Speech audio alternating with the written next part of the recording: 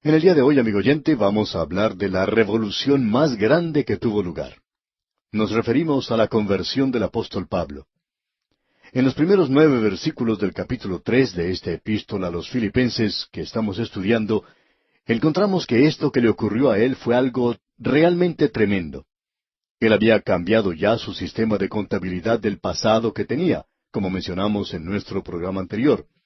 Él nos dice lo que él tenía en un lado del libro mayor y luego lo que él tenía en el otro lado de ese libro mayor. Y lo que le ocurrió a Pablo fue lo siguiente. En un lado del libro mayor, cuando él era fariseo y bajo el judaísmo, él tenía tantas cosas que podía sumar y resultaban con un total muy grande.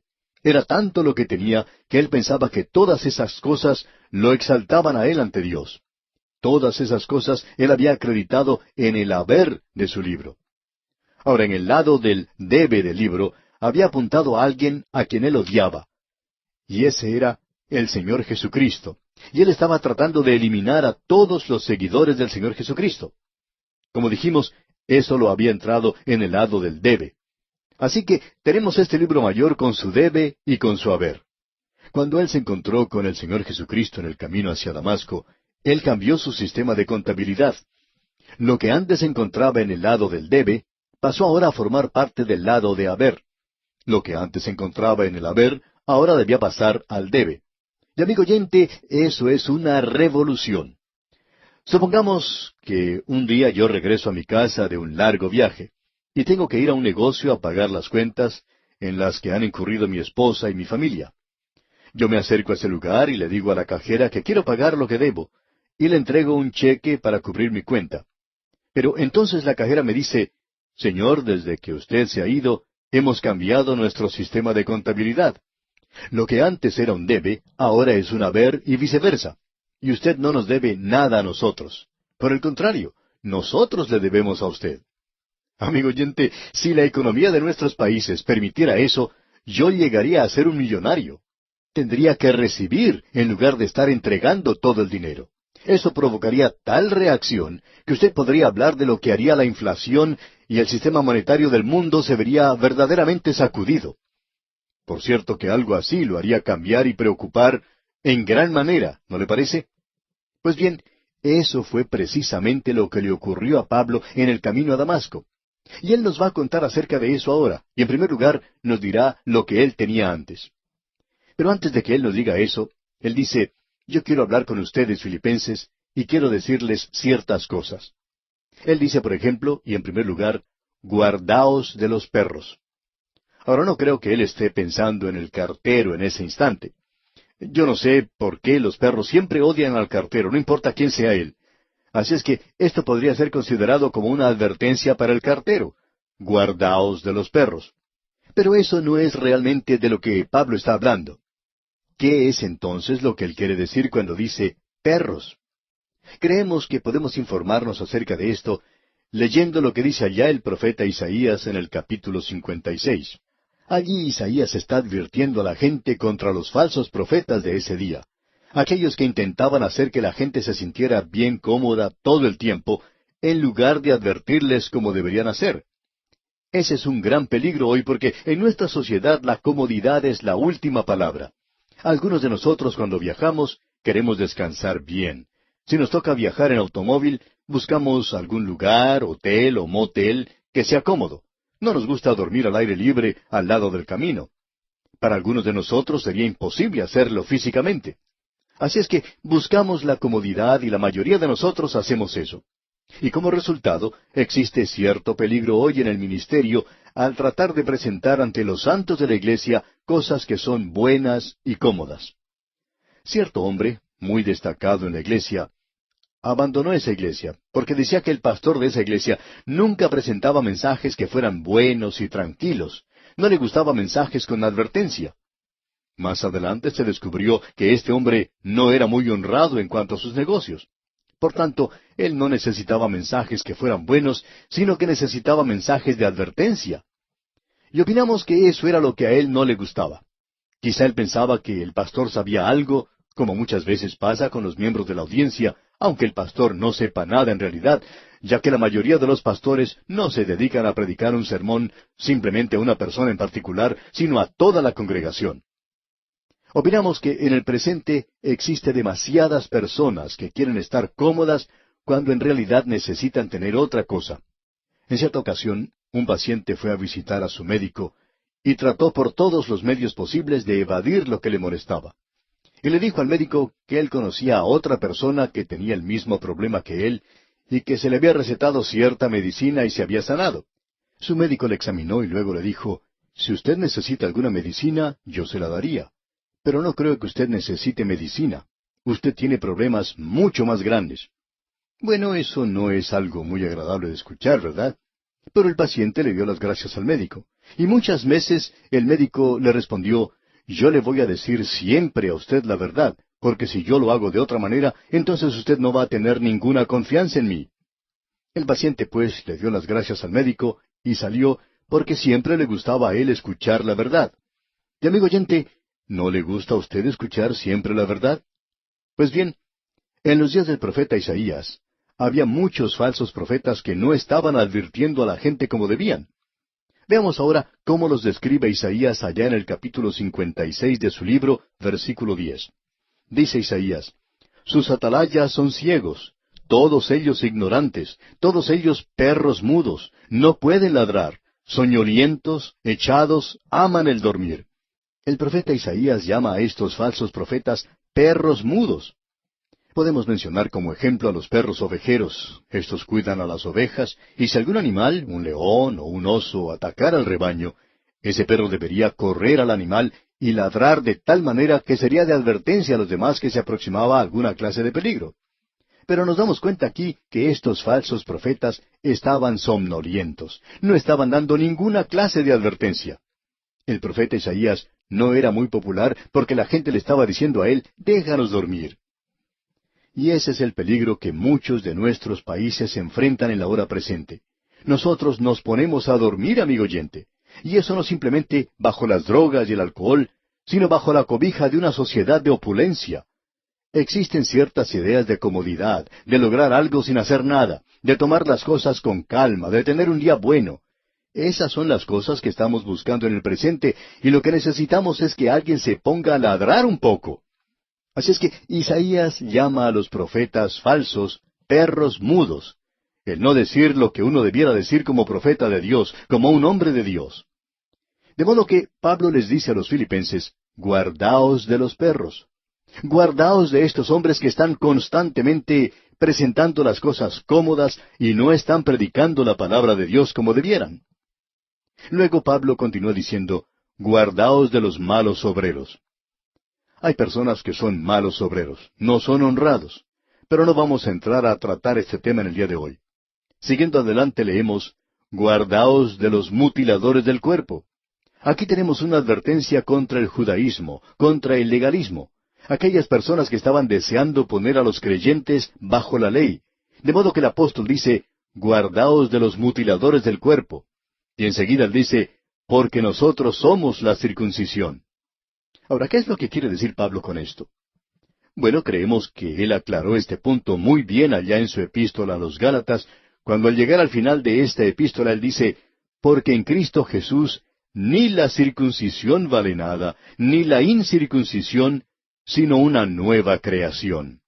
Así es que él dice que la antigua circuncisión es algo que queda de lado, si es que usted está en Cristo Jesús, y eso es la verdadera circuncisión del presente. Eso es lo que él está diciendo aquí en este versículo 3 de la epístola a los Filipenses capítulo 3. Leamos este versículo. Porque nosotros somos la circuncisión, los que en espíritu servimos a Dios, y nos gloriamos en Cristo Jesús, no teniendo confianza en la carne. Escuche bien lo que está diciendo Pablo aquí. No teniendo confianza en la carne. No tiene confianza en la carne, y usted puede darse cuenta lo que el enemigo va a decir ahora. Fue así como lo dijeron. Bueno, usted ya conoce al hermano Pablo. Él dice que nosotros no debemos poner confianza en la carne, y nosotros no tenemos que confiar en los sacrificios, que tampoco debemos confiar en la ley, que la ley no nos va a salvar, y que nosotros no debemos poner nuestra confianza en estas cosas. Y él dice que en el día de hoy nosotros no debemos tener confianza en la carne. El hermano Pablo puede muy bien decir eso porque él no tiene mucho en qué apoyarse. Él no tiene ningún antecedente. Él no ha estado mucho tiempo en nuestra religión. Él nunca supo mucho acerca de esto y su vida nunca llegó a alcanzar las normas establecidas. Así es que él puede decir esas cosas, por supuesto. Ahora Pablo va a responder a eso. Él dice, no teniendo confianza en la carne. Pero luego Pablo sigue diciendo, aunque yo tengo también de qué confiar en la carne. Si hubiera alguna persona aquí que pudiera confiar en la carne, yo podría tener mucho más que él. Y escuche lo que dice aquí en el versículo 4. Aunque yo tengo también de qué confiar en la carne. Si alguno piensa que tiene de qué confiar en la carne, yo más. Pablo está diciendo, yo puedo colocar mi vida religiosa al lado de cualquier otro hombre y tendría lo suficiente. Y no solo eso, sino que a mí me sobraría mucho más. El apóstol Pablo va a mencionar aquí 7 cosas en las cuales él confiaba antes de encontrarse con el Señor Jesucristo en el camino a Damasco. Y yo quiero que usted preste atención a estas 7 cosas aquí que él ha mencionado, porque son en realidad muy importantes. En primer lugar, él dice, circuncidado al 8º día. Ahora, ¿qué es lo que quiere decir con eso? Bueno, él no salió de su cuna por sus propios medios al 8º día y fue a la sinagoga a hacerse circuncidar. Quiere decir que sus padres lo llevaron. Usted recordará que el Señor Jesucristo fue llevado al templo en el 8º día y fue circuncidado. ¿Qué significa todo esto? Bueno, quiere decir que él tenía padres piadosos que lo criaron a él según la ley de Moisés. Quiere decir que él tenía padres maravillosos, y eso, amigo oyente, es algo de mucho beneficio. Es de mucho beneficio para cualquier hombre. Aquellos que no han sido criados en un hogar cristiano pueden darse cuenta de los beneficios que tienen aquellos que se han criado en un hogar cristiano. Los que no tienen padres cristianos nunca asisten a la iglesia, no llegan a conocer lo que la Biblia dice, ni siquiera saben los libros de la Biblia. Pero aquellos otros jóvenes que han tenido un hogar cristiano parecen tener muchos beneficios más que los demás. Así es que Pablo puede decir ahora, fui circuncidado al 8º día. Y eso quiere decir que él tenía padres piadosos. Notemos ahora la segunda cosa que él menciona en este versículo. Él dice, del linaje de Israel. Amigo oyente, había muchos amigos que Pablo tenía que eran judaizantes, que solo eran de media casta. Pero Pablo no lo era. Pablo decía, soy del linaje de Israel. Yo tengo una genealogía, y creo que usted podría haber comprobado la genealogía de Pablo en el templo de aquel día. Yo tengo antecedentes, yo pertenezco a este grupo, yo no soy de media casta. Y eso es algo de gran valor, debemos decir. Ahora notemos la tercera cosa que Pablo menciona. Él dice, soy de la tribu de Benjamín. Y eso era algo, en realidad, porque, como podemos apreciar, Benjamín era el hijo de Jacob y Raquel, y ella murió cuando dio a luz a Benjamín. Y usted recordará que Jacob lo llamó a él, el hijo de mi mano derecha. Eso es lo que su nombre quiere decir en realidad. Porque Raquel llamó su nombre Benoni, que significa hijo de mi tristeza. Él causó mi muerte. Pero el anciano Jacob, cuando observaba a ese bebé en su cuna, podía ver que este pequeñito tenía los ojos de su madre. Y para Jacob, Raquel fue una de las cosas más hermosas que ocurrió en su vida antes de Peniel. Y como resultado, el anciano Jacob se apoyó en su hijo. Él va a ser un hijo de mi mano derecha. O sea, yo me apoyaré en él para poder caminar de ahora en adelante. Él es algo especial. Y la tribu de Benjamín era así. El primer rey de la nación, Saúl, salió de Benjamín. Y nos suponemos que Pablo podría haber sido nombrado como en memoria al rey Saúl de la tribu de Benjamín. Ese era el nombre que él recibió cuando nació. Esto es algo que indicaba que él ocupaba una posición muy alta. Él pertenecía a la tribu de Benjamín. Y es muy bueno poder decir, mi padre era un predicador, un ministro de la palabra de Dios que se mantuvo firme por las cosas de Dios. O él fue un laico muy destacado. Esas cosas tienen mucho significado, mucho valor para nosotros. Y esas son las cosas de las cuales se jactan muchas personas en el presente. Uno se encuentra con tanta gente hoy, y cuando se le pregunta sobre la relación con Cristo, siempre responden de la misma manera. Bueno, yo crecí en una iglesia bautista, o yo me crié en una iglesia presbiteriana, a mí me levantaron en la iglesia metodista, y mi abuelo, bueno, él fundó una iglesia, y existe una ventana en ese lugar, en esa iglesia, que ha sido dedicada a su memoria. Y esa es la razón por la cual muchas personas en el día de hoy no dejan una denominación liberal porque su abuelito tiene una ventana en algún lugar que ha sido dedicada a su memoria. Así es que muchas de estas personas pueden ser un beneficio. Debemos admitir que lo es, aunque pensamos que también es un gran obstáculo en el presente. Bien, Pablo pertenecía a la tribu de Benjamín. Eso era algo benéfico para él. Y si usted no cree que eso era suficiente, la cuarta cosa que menciona él es la siguiente: soy hebreo de hebreos. Pablo dice, yo pertenezco a la esfera más alta de los círculos religiosos. Estaba en el escalafón más alto. Luego él menciona la quinta cosa y dice, en cuanto a la ley, fariseo. Ahora, los fariseos representaban lo mejor en Israel. Los fariseos formaban un partido político religioso que se había formado algún tiempo después de la cautividad o durante la misma, y como partido religioso, ellos eran muy fundamentales. Creían en la integridad de las Escrituras, creían en los ángeles, ellos creían en la resurrección y en los milagros. Y también estos eran un partido político. Eran extremadamente nacionalistas. Ellos pensaban al principio, cuando enviaron a Nicodemo a ver a Jesús, que de alguna forma ellos podrían encontrar un medio para unirse a su estrella y que ellos podrían establecer el reino aquí sobre esta tierra. Ellos eran, pues, los mejores en Israel. Y Pablo dice, yo era fariseo. Y no solo eso, sino que él dice, en cuanto a la ley, fariseo; en cuanto a celo, perseguidor de la iglesia. Y quizá usted diga, bueno, no se debería jactar de eso. Pero sí era algo que se podía hacer en ese día. Él había sido un líder en la persecución de los cristianos. Los otros fariseos estaban dispuestos a sentarse cuando habían expulsado a los cristianos de Jerusalén. Pero Pablo decía, yo no me voy a quedar con los brazos cruzados. Yo los voy a buscar a donde estén. Los voy a sacar de todas partes de este mundo. Y él se encontraba precisamente en camino hacia Damasco para hacer esto cuando ocurrió su conversión. Y luego él menciona el séptimo punto. En cuanto a la justicia que es en la ley, irreprensible. Pablo no quiere decir aquí que era sin pecado. Él dijo irreprensible. Porque ya hemos leído allá en el libro de Romanos, en su propia epístola a los Romanos, donde él nos dice muy claramente que él había quebrantado la ley, y que él había quebrantado una de las leyes que usted y yo en el presente quizá no le damos demasiada importancia. Allá en el capítulo 7 de su epístola a los Romanos, versículo 7, él dice, ¿qué diremos, pues? ¿La ley es pecado? En ninguna manera. Pero yo no conocí el pecado sino por la ley, porque tampoco conociera la codicia si la ley no dijera, no codiciarás. Cuando uno comete un delito, amigo oyente, quebrantando el mandamiento, por ejemplo, de no hurtarás, usted puede tener las cosas robadas consigo, o quizá por allí estén sus huellas digitales en el lugar del crimen. Y lo mismo se puede aplicar al asesinato. Cuando usted comete un asesinato, usted tiene sus pruebas en sus manos, el cuerpo del delito. Y se nos dice que es muy difícil librarse de esas cosas. Usted no puede cometer la tontería sin que alguien se entere. Usted no puede cometer esa clase de pecado sin que alguien se dé cuenta de eso. Pero usted puede codiciar algo y nadie se dará cuenta de eso. Así es que si Pablo se hubiera quedado callado, nosotros podríamos pensar que él había logrado llegar a ese lugar de perfección sin pecado. Pero él con toda honradez nos dice que él no había alcanzado eso. Él dice que la ley le resultó a él para muerte.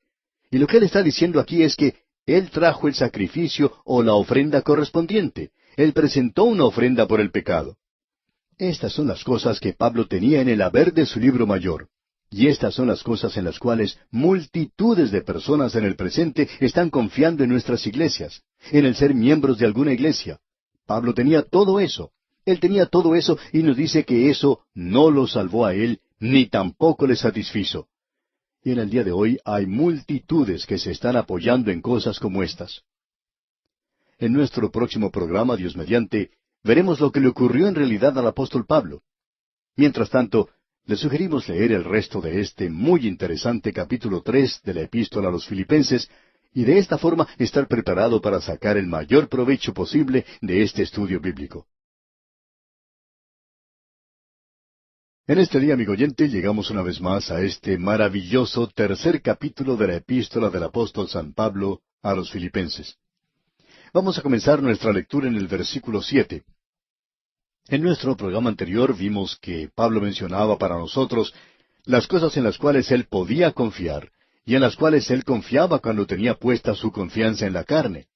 Es decir, que él creía que sus buenas obras, su religión, sus ritos, sus sacrificios, todo lo que él hacía contribuía para su salvación.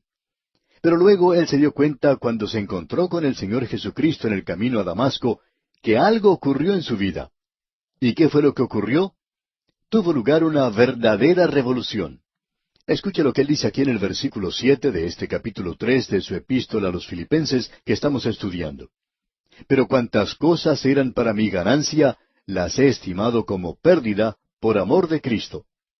Eso es lo que le ocurrió a él en ese camino a Damasco. Pero cuantas cosas eran para mi ganancia, las he estimado como pérdida por amor de Cristo. O sea que, en el haber de su libro mayor de contabilidad, él había estado sumando sus buenas obras y su carácter, sus antecedentes, su religión. Todo esto parecía que realmente era algo, que era de valor. Y lo era a nivel humano. Pero él dice, cuando yo me encontré con Cristo, todo eso cambió. Ya no estaba más en el haber, sino que ahora formaba parte del debe. Ya no confiaba más en eso. Cuando yo me encontré con el Señor Jesucristo, antes le odiaba yo a Él. Me encontraba en el camino a Damasco para perseguir a aquellos que le seguían. Y ahora, el que estaba en el lado del debe pasa a formar parte del haber, y en el único que yo confío es en el Señor Jesucristo. Amigo oyente, si el sistema de contabilidad de nuestras naciones fuera transformado de esa manera, cambiaría la economía mundial, y en realidad tendría lugar una revolución como tuvo lugar la revolución en la vida de Pablo. En realidad, amigo oyente, cualquier conversión es una revolución, porque las cosas que antes se consideraban ganancia, ahora se cuentan como pérdida. Y lo que antes se consideraba una pérdida, ahora se considera una ganancia. Cambia todas las cosas de arriba para abajo y de adentro para afuera. Lo coloca a usted en una posición completamente nueva. Y si usted, amigo oyente, no ha experimentado esto, bueno, lo único que podemos decir es que simplemente no ha ocurrido. Eso es todo. Pero aquí se nos describe lo que es en realidad la conversión. Entre los versículos 7 y 8 existe una pausa de tiempo. ¿Cuánto tiempo? No podemos decir. Pero más adelante Pablo podría decir lo siguiente aquí en el versículo 8. Y ciertamente aún estimo todas las cosas como pérdida por la excelencia del conocimiento de Cristo Jesús, mi Señor, por amor del cual lo he perdido todo, y lo tengo por basura, para ganar a Cristo. Esto no era solamente una experiencia de un momento. En realidad, este asunto de la conversión no es como un globo de ascensión, y hay muchas personas que piensan que la santificación es eso, de que usted puede dirigirse hacia el altar y tener alguna experiencia, ver una visión, y que usted es elevado hacia las alturas y eso es todo. Pero amigo oyente, permítame decirle que la conversión es algo que permanece con usted. No es simplemente una experiencia de un momento. Ocurre en un momento, pero continúa. La santificación es un andar, y el andar no es algo que usted hace en el aire como si se encontrara en una parte de un globo de ascensión. Un andar, un caminar, es un andar aquí mismo, aquí abajo, día a día y momento a momento. Pablo está diciendo aquí, desde el momento en que me encontré con Cristo, ese conocimiento de Jesucristo es lo más importante de mi pensar. Y luego él dice también, por eso he perdido todo lo que tenía, todas estas cosas en las cuales yo confiaba, ahora ya no lo hago. Y Pablo añade, todas las cosas que yo tenía antes y que consideraba maravillosas, todas mis posesiones, ahora lo pongo por basura. Esa es una declaración bastante fuerte, amigo oyente. Pablo está diciendo, yo estoy botando mi religión a la basura. Y eso es lo que muchas personas necesitan hacer en el día de hoy. El doctor Carroll dijo en cierta ocasión, cuando yo me convertí, perdí mi religión. Y hay muchas personas hoy, amigo oyente, que necesitan de veras perder su religión y encontrar a Cristo Jesús como lo hizo Pablo. Él perdió su religión. No solo la perdió, sino que la arrojó a la basura. Ya antes la había tenido sobre la mesa como si fuera la posesión más preciada de su vida. Esta es la revolución que ocurrió. Y ahora él declara esto en términos teológicos de una manera maravillosa. Y esta es la explicación teológica de lo que le ocurrió a él. Leamos el versículo 9. Y ser hallado en él, no teniendo mi propia justicia, que es por la ley, sino la que es por la fe de Cristo, la justicia que es de Dios por la fe. Sobre este versículo ponemos a Juan Bunyan, quien andando por un cañaveral durante la noche, pensando cómo podría presentarse él ante Dios, hizo la siguiente declaración: Cuando yo fui a Cristo, me vi simplemente como un pecador, me vi a mí mismo como pecado desde la coronilla hasta mis pies. Yo era pecado. Y cuando fui a Él, vi que no tenía nada, que Él lo tenía todo. Y este es el versículo, dijo él, que le vino a la mente esa noche cuando estaba caminando por el campo en esa ocasión. Y ser hallado en Él, no teniendo mi propia justicia. Su propia justicia, como Él nos dice muy claramente, es de la ley, es decir, el guardar la ley. Él podía jactarse del hecho de que Él guardaba el día sábado. Y luego Pablo dice, nadie os juzgue en cuanto al día sábado. Dios no me va a juzgar a mí, y yo no voy a permitir que usted me juzgue. Quizá usted pueda hacer una declaración como esa, pero esa declaración, amigo oyente, no tiene ningún valor por lo que él dice aquí en cuanto a la propia justicia. Nosotros quizá podríamos jactarnos del hecho de que predicamos tantas veces durante el año, que tenemos programas todos los días, pero esto es en realidad nada, amigo oyente. Esto no agrega nada en cuanto a la salvación. Mi propia justicia es una justicia legal en cuanto a la salvación, y Dios ya ha dicho, la justicia del hombre es como trapos de inmundicia ante Él. Y Dios no está aceptando cosas así, amigo oyente. Él está aceptando a pecadores inmundos. Sí, y Él es quien los puede limpiar. Pablo, por lo tanto, había abandonado todo reclamo en cuanto a su propia justicia. Amigo oyente, cuando usted viene a Cristo Jesús, usted se acerca a Él como una persona en bancarrota. Usted no tiene nada que ofrecerle a Él. Debemos mirar eso, debemos considerar eso y decirlo tal cual es. ¿Qué es lo que usted tiene y Dios puede usar? En cierta ocasión, un matrimonio se convirtió a Cristo. Ambos tenían mucho talento. Eran artistas que habían actuado en clubes nocturnos y eran en realidad personas muy atractivas. Mirándolos desde el punto de vista humano, lo tenían todo. En cierta ocasión dieron su testimonio y el joven dijo que ahora que había sido convertido, iba a tomar ese maravilloso talento que él tenía y utilizarlo para Cristo. Luego el pastor le preguntó cuál era ese maravilloso talento que él tenía para usar para Cristo. Y le dijo, tú bailabas en un club nocturno, tú cantabas en un club nocturno, contabas historias y chistes en un club nocturno. ¿Piensas acaso que Cristo puede utilizar eso? Bueno, contestó que él no había pensado en eso de esa manera. Por tanto, el pastor le dijo, mira, cuando te acercas a Cristo, te acercas a Él como en bancarrota. Tú no tienes nada que ofrecerle a Él. Tú te acercas a Él con las manos vacías. Tú eres, en realidad, un pordiosero. Tú no tienes nada, pero Él lo tiene todo y te lo está ofreciendo. Y este versículo 9 dice, y ser hallado en Él, no teniendo mi propia justicia que es por la ley, sino la que es por la fe de Cristo, la justicia que es de Dios por la fe. Ahora la palabra importante aquí es por la fe. Esa es la única forma en que usted puede obtenerlo. Usted no puede trabajar para lograrlo, tampoco lo puede comprar, ni lo puede robar siquiera. Usted debe confiar en Cristo. Usted honra a Dios cuando usted cree en Cristo, y esa justicia ha sido lograda porque cuando Él murió en la cruz, Él quitó sus pecados, y cuando Él resucitó de entre los muertos, lo hizo para su justificación, para su propia justicia, y usted se presenta ante Dios en Cristo, no en usted mismo. Usted y yo no nos podemos presentar ante Él. Permítanos decirle, amigo oyente, que usted y yo no podemos estar ante Él porque Él no nos puede soportar. Nosotros no somos muy atractivos. La realidad de que Él nos amó y se entregó por nosotros es la declaración más sorprendente que puede hacerse. Luego Pablo continúa y va a decir algo aquí comenzando con el versículo 10. Y es que Pablo no solo cambió su sistema de contabilidad del pasado, sino que él también cambió los propósitos que tenía para el presente. En lugar de edificar una justicia legal y de ver cuán religioso y piadoso podía ser, y eso incluía el perseguir a la iglesia, escuche ahora lo que él va a hacer, o lo que él va a hacer aquí en los versículos 10 y 11. Leamos.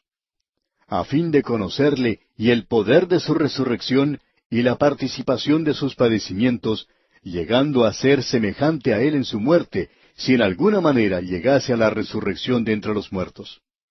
Ahora, habiendo sido salvo por fe, esto puede darle la impresión de que no hay ninguna motivación en cuanto a la conducta en las obras. Hay muchas personas que dicen, bueno, si es así, de que uno es salvo por gracia, entonces eso quiere decir que uno se puede sentar y no hacer nada. Amigo oyente, usted no hace eso. La fe salvadora es una fe que lo mueve a uno. Santiago dijo, y Santiago no está hablando ahora de las obras de la ley, sino que él está hablando acerca de las obras de la fe. Y él dijo, muéstrame tu fe sin tus obras, y yo te mostraré mi fe por mis obras. Y permítame preguntarle a usted, amigo oyente, si usted ha sido salvo por la fe, ¿dónde están sus obras? Y si usted no tiene obras, entonces no es salvo. Ahora alguien quizá diga, espere un momento. No esperaremos un momento. Eso es exactamente lo que Pablo va a decir aquí. Que si usted ha sido salvo por la fe, esa fe ahora le ha dado a usted una nueva motivación, un nuevo propósito para su vida y un nuevo estilo. Y amigo oyente, si su fe en Cristo no le ha cambiado, entonces usted no ha sido cambiado. Usted es aún ese viejo hombre y va a producir una vida de acuerdo a eso. Notemos lo que Pablo dice. Él disipa esa noción aquí en esta sección de que el ser salvo por la fe quiere decir que uno puede mecerse en una mecedora y permanecer allí durante todo ese camino hacia el cielo. Él muestra aquí un esfuerzo y una energía que proceden del Espíritu Santo, que es mucho más poderosa que cualquier esfuerzo legal. Bajo la ley, este hombre estaba dispuesto a ir a Damasco para hacer desaparecer de allí a los seguidores de Cristo. Bajo el sistema de la gracia y la fe, él va a ir hasta los confines de esta tierra para hacer seguidores de Cristo y para testificar de Él. Amigo oyente, permítame decirle que la fe produce algo. Debemos comprender muy bien que eso no tiene nada que ver con su salvación. Sus obras no tienen nada que ver con eso. Su salvación se logra en la cruz. Dios solo le está preguntando a usted, amigo oyente, que aún no es salvo, solo le está preguntando una cosa. ¿Qué va a hacer usted con Cristo, quien murió por usted? Y si usted le responde a eso y acepta a Cristo como Salvador, usted entonces es salvo por fe, y esa es la justicia que sólo viene por la fe. Y aún la vida que usted vive después de eso no edifica una justicia que tenga nada que ver con su salvación, sino que es, amigo oyente, una motivación para que usted viva para Dios. Esa es la razón por la cual Pablo vivió en la forma en que lo hizo. Esa es la misma razón por la cual otros hombres han vivido como lo han hecho. En la actualidad no podemos comprender a personas que no están haciendo nada con Dios. Hay personas que dicen, bueno, yo no puedo hacer nada. Yo ya estoy entrado en años y no estoy preparado para hacer eso. Yo no tengo un programa radial. Pero permítanos ser francos con usted, amigo oyente. Usted puede ayudarnos. Usted puede ayudarnos a predicar la palabra de Dios en la actualidad. Nosotros estamos en esta tarea de esparcir la palabra de Dios y vamos a continuar haciéndolo. Vamos a seguir hacia adelante y como dice Pablo, prosigo a la meta, al premio del supremo llamamiento de Dios en Cristo Jesús. Amigo oyente, yo le pido que escuche lo que este hombre Pablo tiene que decir aquí. Usted se puede dar cuenta que el propósito de su vida, toda su ambición, es aún de conocer a Cristo. Hay algunas personas que dan la impresión hoy que ya lo conocen todo, que ya han llegado a un punto en el que ya no necesitan aprender más y lo único que se dedican a hacer es a darle brillo a su aureola y eso lo hacen todas las mañanas y ya están listos, que ellos solo tienen que partir en cualquier instante. Amigo oyente, Pablo aún al fin de su vida podía decir, mi ambición es aún la de continuar conociendo a Cristo, su persona y el poder de su resurrección. Y permítame decirle, amigo oyente, que ese es uno de los grandes consuelos que yo tengo, porque creo que lo que más necesito es la realidad de la persona de Cristo en mi vida. No se prepare a señalarme con su dedo, porque yo voy a hacer lo mismo en cuanto a usted, y voy a decirle que eso es lo que usted necesita. Y todos nosotros en realidad necesitamos la realidad de Cristo en nuestras vidas, la participación de sus padecimientos. Una persona que escuchó lo que explicamos en cuanto al Salmo 22 dijo, yo nunca supe cuánto sufrió él por mí. Y amigo oyente, permítame decirle que yo quiero conocer la participación de sus padecimientos y que quiero entrar en ello. El conocer a Cristo y su obra de redención demandará nuestra atención toda la eternidad. Así es como vamos a pasar la eternidad. Y si usted no está interesado en eso ahora, bueno, yo no sé por qué usted quiere ir al cielo. Usted se aburrirá mucho allí porque todos los que vayamos al cielo simplemente alabaremos al Señor. Alabaremos su nombre las 24 horas del día. Y si usted, amigo oyente, no disfruta de alabar a Cristo y el querer conocerle a Él, no sé por qué usted quiere ir al cielo. Sugerimos que busque otro lugar para ir porque, amigo oyente, nosotros vamos a glorificarle a Él en el cielo. Ahora, en el versículo 11, Pablo no está expresando alguna duda cuando él dice, si en alguna manera llegase a la resurrección de entre los muertos. Es acerca de su participación en el rapto. En lugar de demostrar duda, él está afirmando que él tendrá parte en eso con gran gozo. Pablo no espera obtener la perfección en esta vida, y por tanto él dice, yo quiero tener una participación completa en este rapto. Hay personas que hoy no creen en el rapto, y yo me pregunto acerca de su relación con la persona de Cristo. Amigo oyente, eso es lo que este hombre puede decir. Él dice, mi ambición, el propósito que yo busco, es no sólo de conocerle a Él, sino que yo tome parte en ese rapto de tal manera que tenga algo de significado para mí. Creo que habrá algunos santos que en el momento de ser arrebatados dirán, ¿qué es lo que está pasando? ¡Qué sorpresa la que se van a llevar! Veamos ahora lo que dice Pablo aquí en el versículo 12 de este capítulo 3 de su epístola a los Filipenses. Dice Pablo, no que lo haya alcanzado ya, ni que ya sea perfecto, sino que prosigo por ver si logro asir aquello para lo cual fui también asido por Cristo Jesús. Creemos que lo que él está diciendo aquí es que él se da cuenta que no podrá lograr la perfección aquí, que eso no lo detiene en su camino en esa dirección. Nosotros debemos crecer, como lo dijo Pedro, en la gracia y en el conocimiento de Cristo. Notemos ahora lo que dice él en el versículo 13, y esto nos presenta el modus operandi de la vida de Pablo. Él dice aquí, hermanos, yo mismo no pretendo haberlo ya alcanzado. Pablo está diciendo que él no ha llegado a ese punto todavía. Y hoy, amigo oyente, hay tantos santos que se sienten cómodos y se sienten cómodos en su ignorancia. Piensan que ya lo saben todo. Amigo oyente, observe lo que dicen los versículos 13 y 14 de este capítulo 3. Hermanos, yo mismo no pretendo haberlo ya alcanzado, pero una cosa hago, olvidando ciertamente lo que queda atrás y extendiéndome a lo que está delante, prosigo a la meta, al premio del supremo llamamiento de Dios en Cristo Jesús. El apóstol se refiere al pasado. Él está dejándolo detrás de sí con todas sus equivocaciones. Él no permite que eso llegue a ser un detrimento para el presente o el futuro. Él vive en el presente en la expectación del futuro cuando él va a crecer y desarrollarse.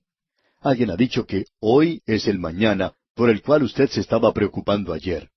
Esta es la santificación práctica de Pablo. ¿Cuán real es esto? Y él dice, yo estoy corriendo una carrera y hay un premio para el vivir cristiano. El futuro de Pablo ha sido absorbido por Cristo de tal manera que eso motiva todo lo que él dice y hace en el presente. Y él se identifica a sí mismo con un atleta que está corriendo para alcanzar el premio. Y ese premio no es una recompensa terrenal, sino por Cristo mismo, que algún día cuando tenga lugar el rapto, él será arrebatado y llegará a la presencia de Cristo. Eso es lo que él anticipaba. Hay muchos de nosotros que hoy necesitamos entrar en esta carrera de la vida.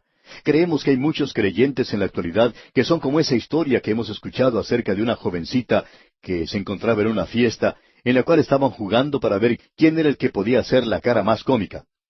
Al final, los organizadores se acercaron a ella y le dieron el premio y ella preguntó, «Bueno, ¿y por qué me dan esto?» «Bueno», le dijeron, «es el premio por hacer la cara más cómica». Y ella dijo, «Yo ni siquiera estaba jugando». Y yo creo, amigo oyente, que hay muchos creyentes hoy que no están jugando en esta experiencia maravillosa, tremenda, en esta aventura de vivir la vida cristiana. ¡Qué emoción sería para nosotros si llegáramos primero! Pero una cosa hago, dice Pablo. Ah, el que podamos acusar nuestra vida hasta ese punto, ¡qué maravilloso podría ser! Y aquí, amigo oyente, nos detenemos por hoy. Le recomendamos leer una vez más el resto del capítulo 3 de esta carta del apóstol Pablo a los Filipenses. De esta forma estará usted mejor informado y así le será más fácil comprender mejor el análisis de esta interesante epístola. Volvemos hoy, amigo oyente, al capítulo 3 de esta epístola a los Filipenses que hemos estado estudiando. Y vamos a comenzar nuestra lectura en el versículo 15. En este capítulo ya hemos observado algo del premio del vivir cristiano. En primer lugar, vimos que el apóstol Pablo cambió su sistema de contabilidad que utilizaba en el pasado.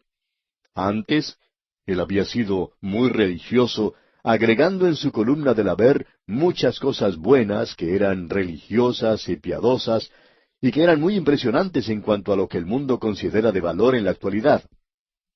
El apóstol Pablo tenía esas cosas, pero cuando él se encontró con el Señor Jesucristo, allá en el camino hacia Damasco, él dejó su religión a un lado, y Cristo entonces llegó a ser el todo para él. Vemos entonces que este hombre, Pablo, en ese momento cambió su sistema de contabilidad.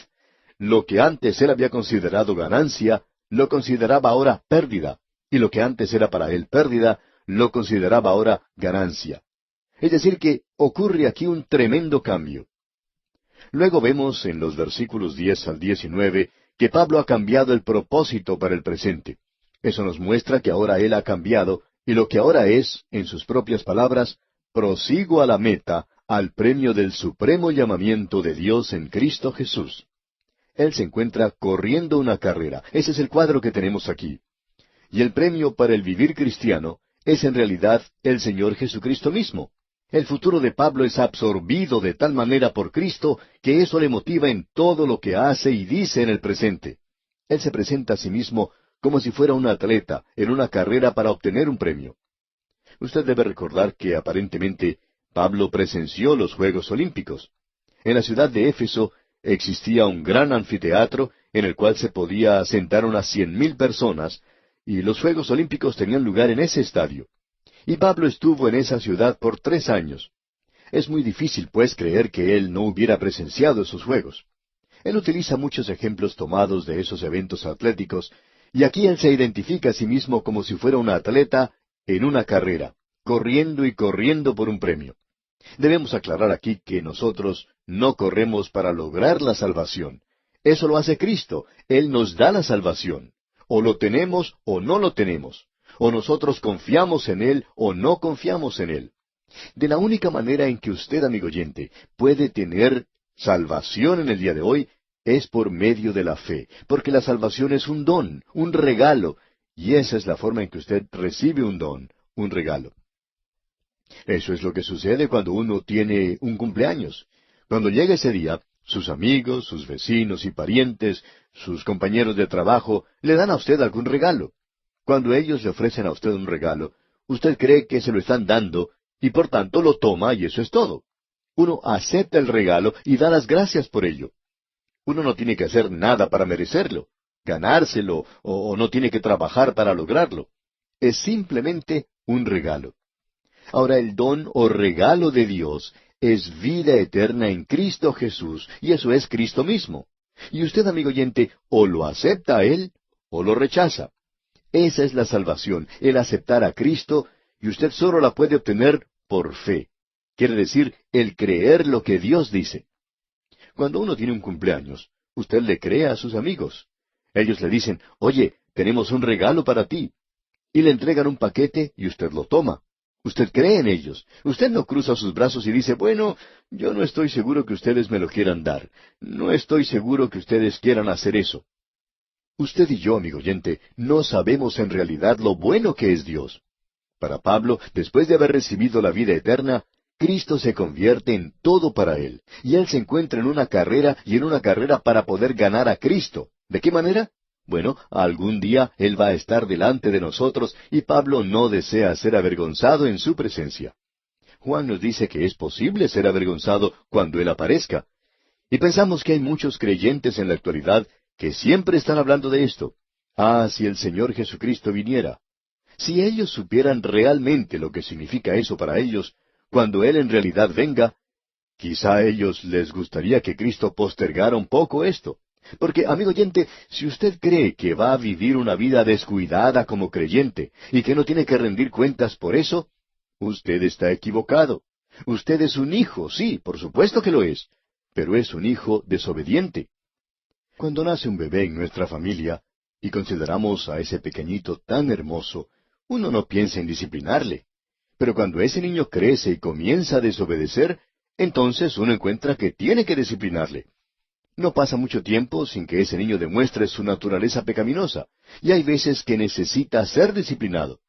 Ahora, si usted piensa que como hijo de Dios va a vivir de cualquier forma y llegar a su presencia algún día, le sugerimos que en este mismo instante entre a la carrera y comience a vivir para Cristo. Lo que necesitamos hoy, amigo oyente, es poner nuestra mirada en Él. Ahora, en el versículo 15 de este capítulo 3 de la Epístola a los Filipenses, el apóstol Pablo dice, Así que, todos los que somos perfectos, esto mismo sintamos, y si otra cosa sentís, esto también os lo revelará Dios. Note usted, así que, todos los que somos perfectos. Ahora, ¿qué es lo que quiere decir con esto el apóstol Pablo? Si él se refiere a aquellos de nosotros que somos perfectos en el presente, bueno, no conocemos a muchas personas que son en realidad perfectas. En realidad, no conocemos a nadie que sea perfecto. Quizá haya por allí alguien que dice que es perfecto.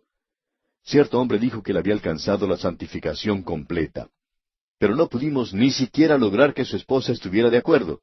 Ella no creía que él hubiera alcanzado ese punto, y tampoco creemos que él lo hubiera alcanzado. ¿Qué es lo que quiere decir Pablo entonces? Perfecto, en el sentido que Pablo lo utiliza, quiere decir madurar, llegar a ser completo. Volvamos a hablar de los niños otra vez. Cuando un bebé nace, es una de las cosas más hermosas que uno pueda ver. Simplemente hermosa. Pero luego ese niño crece, ese bebé crece. Si al pasar los años ese niño permaneciera igual al momento en que nació, nos damos cuenta que hay algo realmente malo. Sería algo trágico. Pero el niño crece, corre de un lugar a otro, y lo vemos desarrollar, y entonces decimos que es perfecto en ese sentido. Él actúa como debe actuar un niño que está creciendo. Y eso es lo que el apóstol Pablo le está diciendo aquí a los creyentes. Así que, todos los que somos perfectos, esto mismo sintamos. Los que somos completos en Cristo, aquellos que estamos creciendo en Cristo, entremos a esta carrera, trabajemos para Él, hagamos algo para Cristo. Y si otra cosa sentís, esto también os lo revelará Dios.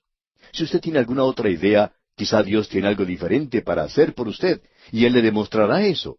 Es decir, si usted está dispuesto a hacerlo. Creemos que Dios es capaz de guiar a un creyente que está dispuesto en el presente. Usted recuerda lo que el salmista David dijo cuando nosotros estábamos leyendo allá el libro de los Salmos. Allí él nos decía, no seáis como el caballo o como el mulo, sin entendimiento, que han de ser sujetados con cabestro y con freno. Dios lo puede llevar a usted de esa manera, amigo oyente, pero es algo penoso. ¿Por qué no le permite entonces que Él le guíe con sus ojos? Así es como Él quiere hacerlo. Bueno, de eso es que Pablo nos está hablando aquí. Dios revelará esto si usted está dispuesto a ser guiado por Él. Uno escucha a los creyentes decir, si solo supiera la voluntad de Dios. Y amigo oyente, para conocerla, usted tiene que estar cerca del Señor Jesucristo. Es cuestión de acercarse a Él. No hay ninguna fórmula mágica o fácil para encontrar la voluntad de Dios. Y si usted cree que va a vivir una vida descuidada, una vida de cristiano solo para usted mismo, y luego cuando llega un momento de crisis decir, quiero saber la voluntad de Dios, y que un ángel le hablará desde el cielo, o le aparecerá una luz verde, o que un ángel se le acercará a usted de noche y le dirá lo que tiene que hacer, pues amigo oyente, creemos que usted está muy equivocado. Creemos que está completamente equivocado. Este asunto de la voluntad de Dios, amigo oyente, es algo que se desarrolla día a día, y si usted está dispuesto a ser guiado, bueno, Él lo colocará a usted sobre el camino, y lo guardará a usted en la dirección que tiene que seguir. Ese será el camino de la vida para usted, y eso le traerá mucho gozo en su corazón. Notemos ahora lo que dice Pablo aquí en el versículo 16. Pero en aquello a que hemos llegado, sigamos una misma regla, sintamos una misma cosa. Pablo le está diciendo aquí a los creyentes en Filipos, yo quiero que ustedes hagan de esto el objetivo de su vida. Quiero que entren a esta carrera. Eso es lo que él está diciendo. Y ahora él se pone a sí mismo como ejemplo. Él dice en el versículo 17, Hermanos, sed imitadores de mí, y mirad a los que así se conducen según el ejemplo que tenéis en nosotros. ¿Cómo me gustaría a mí decir eso, amigo oyente? Pero no puedo hacerlo. Sin embargo, Pablo sí podía decirlo. Él dice, si quieres saber cómo hacerlo, obsérvanos a nosotros. Y nuevamente tenemos que decir que no es simplemente por imitación, sino lo que él quiere decir aquí es que usted debe aprender a compartir el poder de Cristo en el cuerpo de Cristo, la iglesia. Permítanos, amigo oyente, hablar a aquellos que a veces piensan que estamos contra la iglesia. No es que estemos contra la iglesia, pero sí creemos que es necesario en el día de hoy señalar las dificultades que existen, porque la iglesia se encuentra en un estado de apostasía, amigo oyente. No hay dudas en cuanto a esto. Por tanto, tenemos el derecho de hacerlo, el deber de hacerlo, y deberíamos señalar estas cosas. Ahora, esto no quiere decir que usted está contra la iglesia, pero es necesario reconocer que en el día de hoy, la función apropiada del creyente es la de hacerlo dentro de una organización cristiana, una iglesia. Esto no tiene que ser un edificio que se parezca a una iglesia. Hay muchas personas que piensan que tienen que ir a cierta clase de edificio, pero eso no es así. Usted puede actuar en una organización cristiana en el día de hoy, y pensamos que si existe en su comunidad una buena iglesia bíblica, donde se esté predicando la palabra de Dios, donde se esté practicando la palabra de Dios, y usted no está identificado con ella, diríamos que usted está apartado de la voluntad de Dios. Si existe una organización cristiana en su ciudad, y usted no la está apoyando, pensamos que usted está aparte de la voluntad de Dios. Estamos siendo muy francos cuando decimos esto, amigo oyente.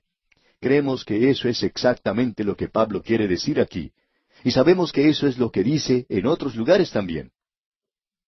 Bueno, sigamos leyendo lo que Pablo nos dice aquí. En los versículos 18 y 19 del capítulo 3 de la epístola a los Filipenses, él nos muestra el lado negativo. Leamos.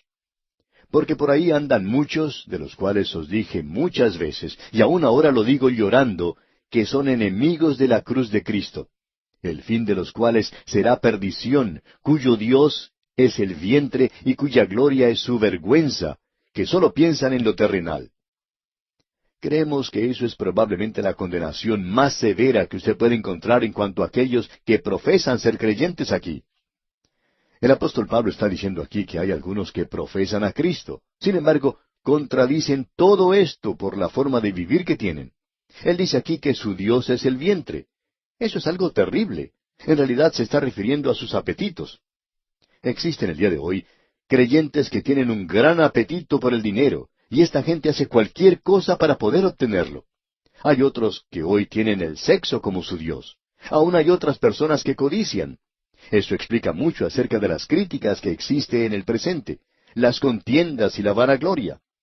Ah, si solo pudiera tener lo que tiene fulano de tal, si solo pudiera hacer lo que fulano de tal está haciendo, si solo pudiera vivir en la casa que él vive, y así por el estilo.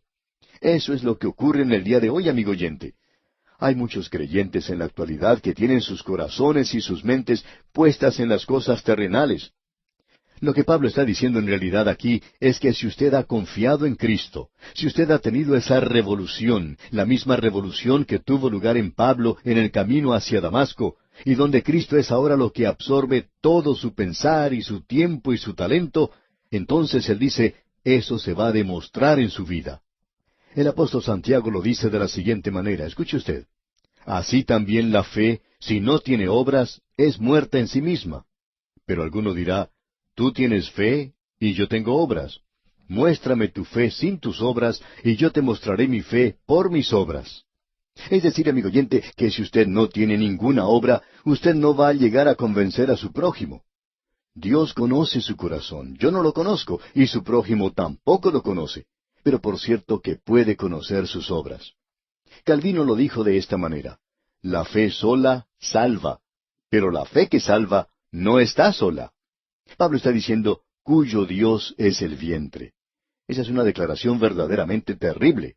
Ahora alguien dirá, es crudo hablar de esa manera. Bueno, no creemos que esa declaración sea cruda. Sin embargo, podría hacerlo en la actualidad. El ver a creyentes que se han entregado a las cosas de este mundo, a las cosas terrenales, que sólo piensan en lo terrenal, como dice Pablo. Esas cosas que son pasajeras. Y llegamos ahora a la última división de este capítulo 3. Pablo ha cambiado la esperanza que tenía para el futuro, y en la primera parte del versículo 20 dice, mas nuestra ciudadanía está en los cielos. Él se está refiriendo aquí a la forma total de vivir. Quiere decir un nuevo estilo de vida. Esto ha sido traducido como que nuestro hogar está en el cielo. Y hablando honradamente, debemos decir que probablemente eso se acerca mucho más a lo que Pablo está diciendo. Y quiere decir definitivamente lo siguiente. La palabra utilizada es polichuma. Y de allí es donde sale la palabra política. Política es casi como una palabra sucia en el presente, pero polichuma, política, tiene que ver con la ciudad, tiene que ver con la vida en la ciudad. Filipos era una colonia romana. Allí se había puesto en vigor las leyes romanas. La gente se vestía con los mismos estilos que se usaba en Roma. Hablaban en latín. Todo era igual como en Roma, y ellos formaban una colonia de romanos. Era una ciudad colonial. En el día de hoy, la iglesia debería ser una colonia del cielo, y eso quiere decir que la gente debería actuar en la misma forma en la que la gente actúa en el cielo, o actuaría en el cielo. Pero amigo oyente, eso no siempre es cierto, ¿verdad? Deberían tener el mismo lenguaje del cielo, y ellos deberían vivir de la misma forma en que se viviría en el cielo. Eso es lo que esta palabra significa, nuestro hogar ciudadano, o que nosotros somos una colonia del cielo, y por tanto ese debería ser nuestro objetivo. Esa es la dirección que deberíamos seguir. Allí es donde deberíamos estar, querer estar en el cielo, y deberíamos representarlo aquí en el día de hoy. Nosotros somos embajadores de Cristo en este mundo. Y el apóstol Pablo está diciendo ahora que deberíamos representar al cielo, y el mensaje del cielo aquí en esta tierra donde vivimos en la actualidad. Que el Señor nos ayude, amigo oyente, a vivir como Él quiere que vivamos, a representar la vida del cielo como Él quiere que la representemos aquí en la tierra. Que mostremos nuestra fe por medio de la forma en que vivimos y actuamos. Y vamos a detenernos aquí por hoy, amigo oyente. Dios mediante, en nuestro programa siguiente, vamos a concluir nuestro estudio de este capítulo 3 de la Epístola a los Filipenses, y entraremos también en el capítulo 4. En nuestro programa anterior, amigo oyente, estábamos llegando ya al final de este capítulo 3 de la Epístola a los Filipenses. Nos encontramos ya en la última sección de este capítulo, donde el apóstol Pablo ha cambiado su esperanza para el futuro. No solo cambió su sistema de contabilidad del pasado, y no solo ha cambiado su propósito para el presente, sino que él ahora cambia su esperanza para el futuro. Él está tratando de vivir para Cristo en el día de hoy, pero ahora él tiene una esperanza gloriosa, maravillosa para el futuro. Y dice, mas nuestra ciudadanía, es decir, nuestra forma de vivir, nosotros somos una colonia del cielo aquí en la tierra.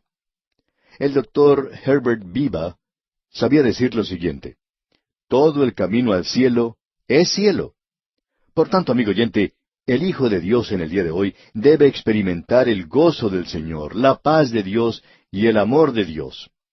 Estas son las cosas que deben ser experiencias del presente para el Hijo de Dios. Ahora el versículo 20 de este capítulo 3 de la Epístola a los Filipenses dice, mas nuestra ciudadanía está en los cielos, de donde también esperamos al Salvador, al Señor Jesucristo. Debemos notar que al tenor de las Escrituras en el Nuevo Testamento, la esperanza del creyente nunca es el período de la gran tribulación. Pablo no está indicando eso aquí.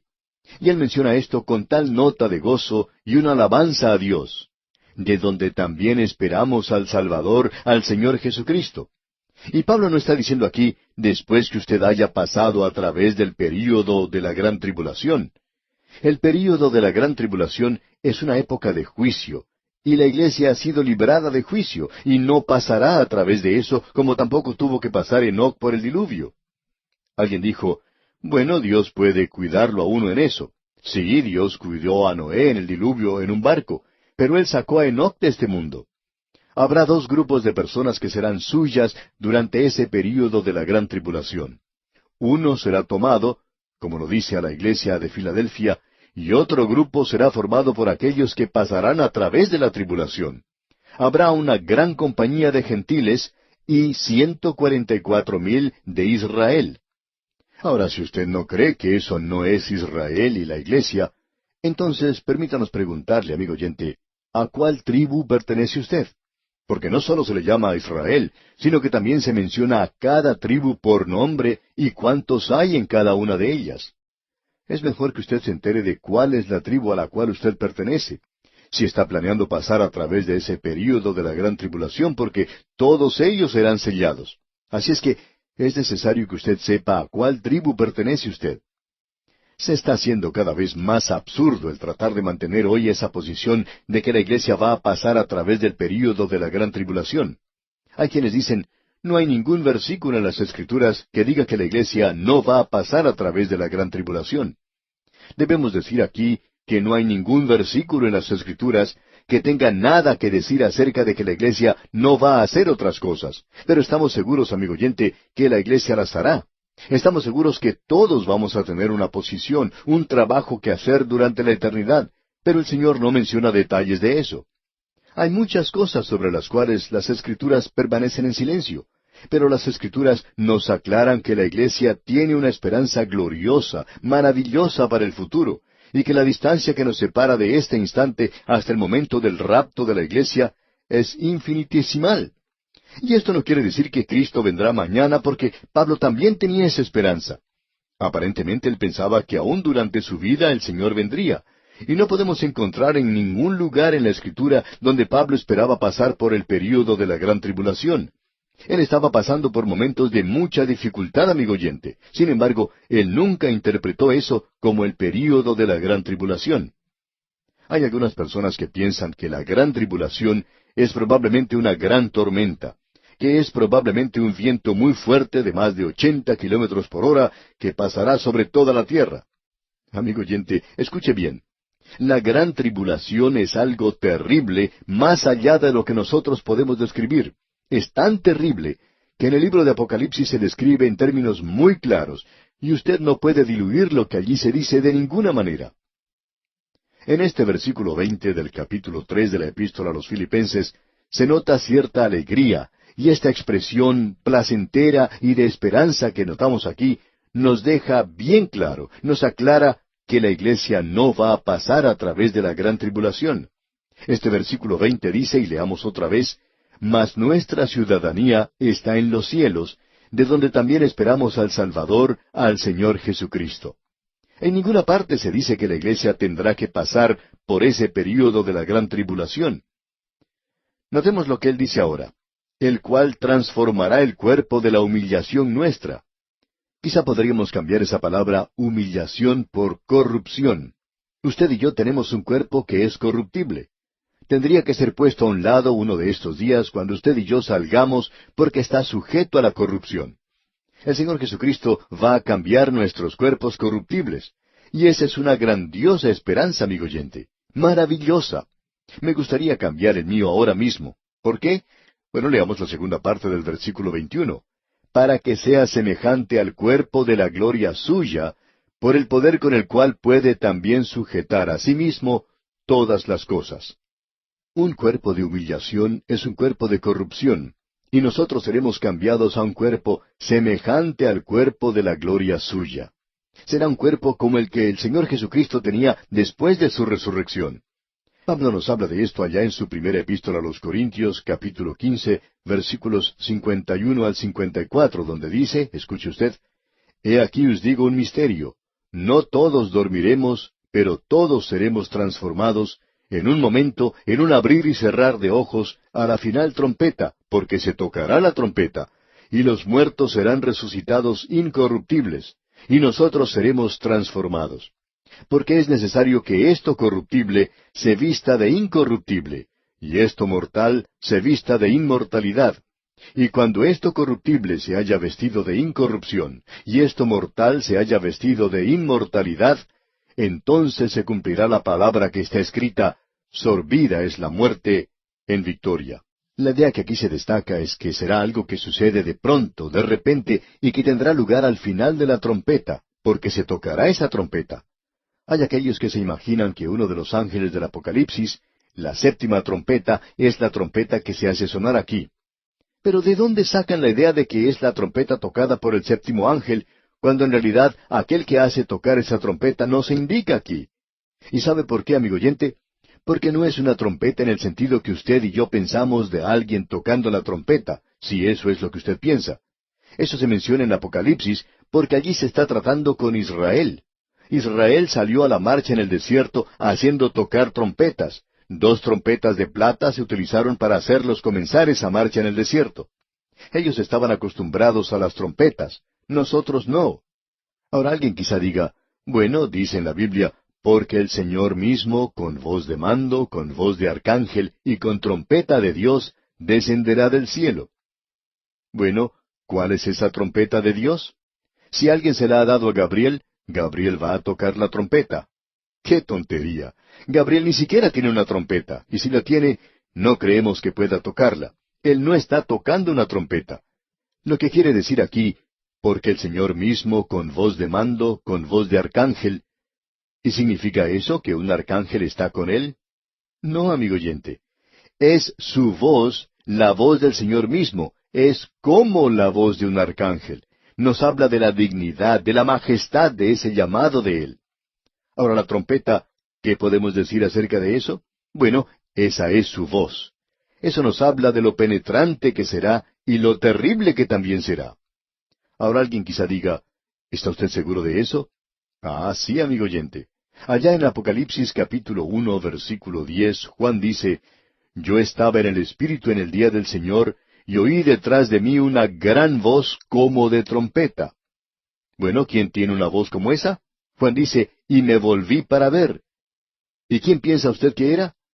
El Cristo glorificado. Será su voz. No habrá ninguna trompeta relacionada con la iglesia en esto. Y aquí es el Señor quien da la última llamada. Y esa será la última llamada. En el día de hoy, Él está a la puerta y llama, y dice, He aquí yo estoy a la puerta y llamo, ábreme. Pero esta es la última. La puerta se abre y de este mundo saldrá un grupo de personas que han sido colocadas en la plataforma de lanzamiento de la fe, y ellos no tienen que pasar a través de ningún período de tribulación. Permítanos decirle, amigo oyente, que aquellos que dicen que la iglesia va a pasar a través de la tribulación, tienen, según nuestro juicio, las escrituras más tenues para usar que cualquier teoría que exista hoy. Y sin embargo, algunos de ellos son así llamados personas inteligentes. Encontramos que estos hombres pasan más tiempo con la filosofía, la psicología y la historia y temas parecidos que en el estudio de la palabra de Dios. Ahora hemos dedicado bastante tiempo a esto porque pensamos que es muy importante de notar de nuestra parte. Notemos una vez más lo que dice el versículo 21 de este capítulo 3 de la epístola a los Filipenses. El cual transformará el cuerpo de la humillación nuestra, para que sea semejante al cuerpo de la gloria suya, por el poder con el cual puede también sujetar a sí mismo todas las cosas. Esto nos habla de las cosas que mencionó también Juan. Amados, ahora somos hijos de Dios, y aún no se ha manifestado lo que hemos de ser, pero sabemos que cuando Él se manifieste, seremos semejantes a Él, porque le veremos tal como Él es. En estos pasajes no existe otra cosa sino una gran esperanza, emoción y una gran expectación, y no hay ni siquiera la más mínima sugerencia de que la iglesia tendrá que pasar por ese período que se conoce como el período de la gran tribulación. Él honestamente le dijo a la iglesia, Te cuidaré de aquella hora que se está aproximando sobre toda la tierra para probarlos a aquellos que moran aquí en este mundo. Y ese es un juicio mundial, el que se está acercando, y es sólo uno el que viene, y ese es el período de la gran tribulación. Cuán importante es esto de notar de nuestra parte. Así es que Pablo tiene una esperanza para el futuro. Ahora, ¿cuál es su esperanza para el futuro? ¿Acaso el período de la gran tribulación? Bueno, amigo oyente, eso es lo mismo que ese hombre que hoy no tiene ninguna esperanza y que dice, bueno, tengo que apretar mis dientes ahora porque voy a pasar a través de esta época de juicio. En cierta ocasión, uno de esos grandes aviones Jet 747 se estaba aproximando a su punto de destino en las islas Hawái. Pero el piloto no se acercó directamente a la isla, sino que tuvo que dar un gran rodeo. ¿Sabe por qué? En esa zona había una gran tormenta que estaba bloqueando prácticamente el camino por el cual se dirigía este avión en una ruta directa. Así es que el piloto tuvo que apartarse hacia el norte y el avión llegó con unos 30 minutos de atraso. Ahora los pasajeros estaban muy agradecidos de que el piloto hubiera desviado el avión para no entrar en esa tormenta. A nadie le gusta pasar por experiencias así. Antes el piloto acostumbraba a decir, tenemos una tormenta frente a nosotros y vamos a tener turbulencias por los próximos 30 minutos. Y eso no era algo muy apreciado por los pasajeros. Pero es muy lindo poder ver que el piloto rodea esas tormentas para no pasar por ellas. Y el Señor le dice a la iglesia, nosotros no vamos a pasar por ese período. Eso es lo que Él está diciendo. Usted lo puede cambiar de cualquier forma que quiera para tratar de conformarlo con su teoría, pero eso es lo que él está diciendo. Lo ha dejado muy en claro. Llegamos ahora al último capítulo de la Epístola a los Filipenses. Vimos en el primer capítulo la filosofía del vivir cristiano. En el capítulo 2 ya vimos la norma del vivir cristiano. En el capítulo 3 tuvimos el premio para el vivir cristiano. Y ahora, en el capítulo 4, tenemos la fortaleza, el poder para el vivir cristiano. Todas estas otras cosas perderían todo significado y propósito si no fuera por la fortaleza.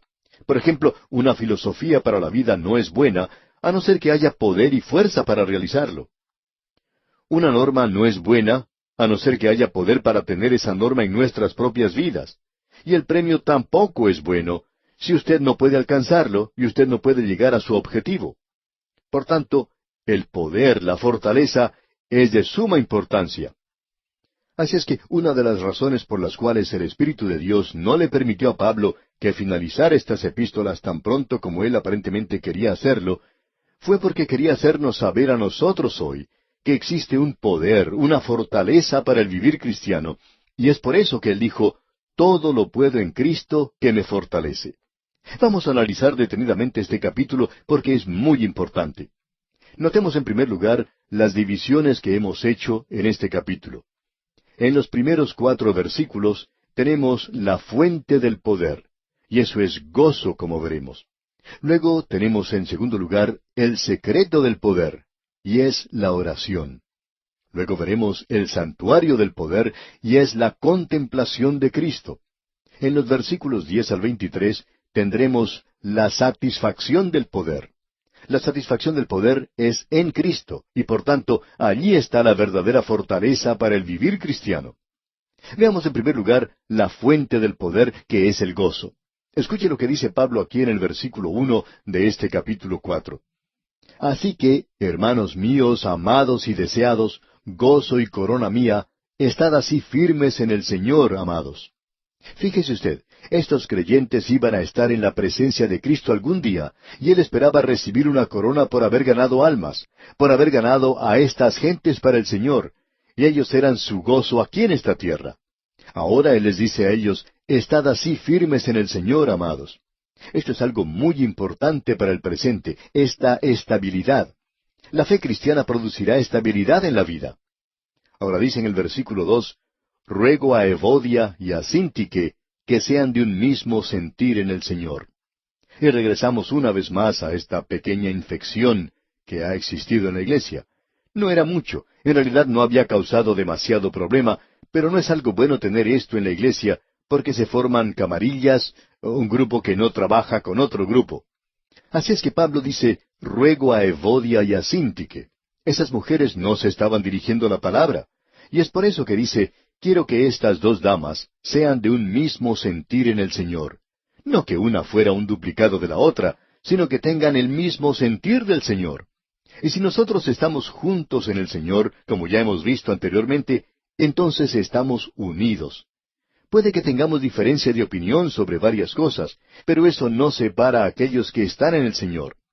Ahora Él les dice aquí que estas 2 damas tienen que ser de un mismo sentir en el Señor. En la primera parte del versículo 3 dice, asimismo te ruego también a ti, compañero fiel, que ayudes a estas que combatieron juntamente conmigo en el Evangelio. La iglesia en Filipos se destaca por el hecho de que las mujeres ocupaban un lugar de prominencia en la iglesia primitiva. Y eso, debemos decir, era algo fuera de lo normal en aquel día. Nuestro punto de vista personal es que hoy la iglesia no ha enfatizado el rol de la mujer en la iglesia. Creemos que nunca tendríamos que soportar a mujeres predicando si se hubiera enfatizado en la iglesia el cargo de las mujeres diaconisas. Creemos que ese es un cargo importante y debe ser reconocido en la iglesia del día de hoy. Mientras más uno estudia la palabra de Dios, más puede darse cuenta y convencerse de eso. Y aquí tenemos algo que Pablo mismo dice, estas que combatieron juntamente conmigo en el Evangelio, con Clemente también. Ahora Clemente era un creyente en Filipos. Nosotros no hemos llegado a conocerlo. Esta es la primera mención que se hace acerca de él. Y dice Pablo, los demás colaboradores míos. Aparentemente había un gran grupo de creyentes en Filipos cuyos nombres, dice Pablo, están en el libro de la vida. Y eso era lo importante, que sus nombres estaban escritos en el libro de la vida.